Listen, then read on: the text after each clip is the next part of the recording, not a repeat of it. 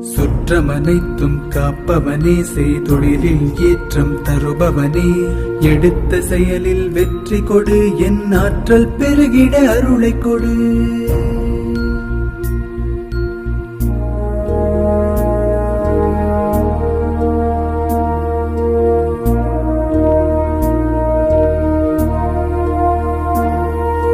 கருவாக்கி உருவாக்கி எனையாண்டு காத்தருடும் இறைவா நன்றி.